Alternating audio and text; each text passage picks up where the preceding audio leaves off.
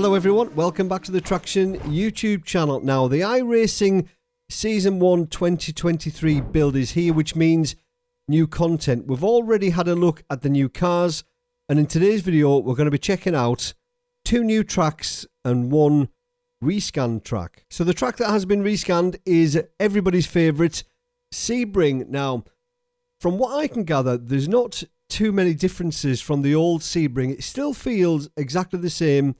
The textures on the road seem much nicer. There are some differences in the trees and some buildings, and some bridges, advertising hoardings, etc. has been brought up to date, which it needed. So at least now we've got the up-to-date version of Sebring. So one of the new tracks released is Lincoln Speedway. Now this is a dirt oval racetrack located in Pennsylvania, United States. 0.37 miles in length, but apart from that, I've got nothing. As a road guy, it's a dirt oval track. I'm sure there are lots and lots of differences between this one and the other dirt ovals, but I can't see it. And the road track that's been released for Season 1 2023 is Magny-Cour. Now, this has been talked about for quite some time. So this is an ex-Grand Prix circuit.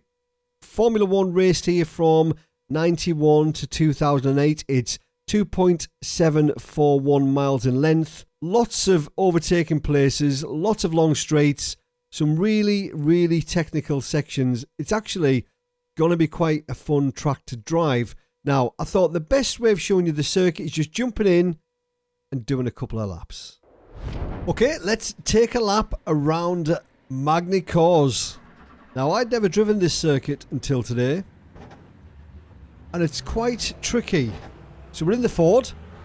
Why not? So pit exit. Tricky left-hander, you've got to be careful, because if you go out too quickly, then you're on the grass. And it's a long pit exit lane here. It's quite difficult because when you exit the pit lane exit, then you're pretty much where cars are going to be starting to track out. So it's very important that you stay to the left there. And then there's a long straight here, all the way down to a tight right hairpin. You can actually brake really late in the Ford. All the way down over to the left. And braking hard down into first gear for this turn. And then a couple of really tricky right-left turns. The first one a bit quicker, but it's really easy to push on a little bit too much here and screw up your exit. But you can go through here a bit quicker than you think. And then probably one of the trickiest turns I've found in sim racing for a long time. This left, it seems to go on and on before you can get back on the gas. Really tricky turn, that one. Really easy to over-rotate the car on corner entry. And then here's the other tricky right-left. This one's a little bit slower. Again, the entry's blind here, so you're going to be very careful. And you're going to get the car right back over to the left. And this tight right, again down to first gear. But the exit opens up quite nicely, so you can get on the gas quite early. And then this next right-hander, it lulls you in. It makes you want to brake later, but you can't. You really can't, because the exit is really important here. Because it sets up the final chicane. And you can jump these a little bit, not too much. And that's a lap. Right, we'll pick up the pace a little bit. So turn 1, 2. In some cars it's flat out. In the Ford you've got to lift a little bit around here, especially on cold tyres. And then you've got to be careful not to over-rotate the car around this fast right. Really late apex. And then the long straight down to the tight right. That's where most of the overtaking is going to be done here at Magny-Cours. And late on the brakes, down to first gear.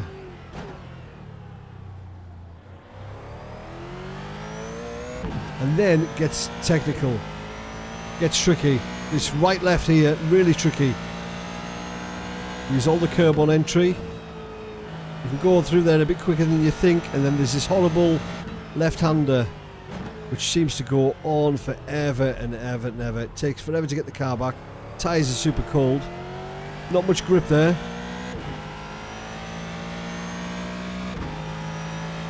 And then the other one here. Bit slower this one though.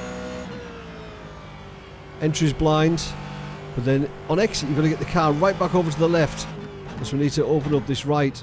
Because the exit is really important. Nice wide entry, which means you can get on the gas nice and early. And then into that right-hander, which lulls you in, makes you want to go a little bit quicker, but you've got to be disciplined there and not go too quick. Use all of the curb there and then turn in, jump these curbs a little bit. There we go. And that's a couple of laps around Magny-Cour. Now, I do like the circuit. I'd never driven it before today, so it did take quite a bit of learning.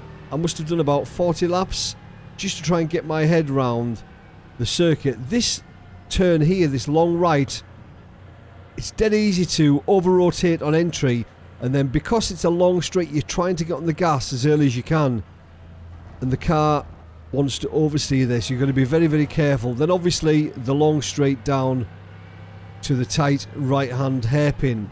The back section, really quite tricky. The two right-lefts. The first one, you can go through there much, much quicker than you think you can. The second one, entry is completely blind. Really, really difficult circuit. The racing's probably going to be really good. I think it's probably one of the better circuits that iRacing have released in recent times. No fault of iRacing, that's just the way some circuits are.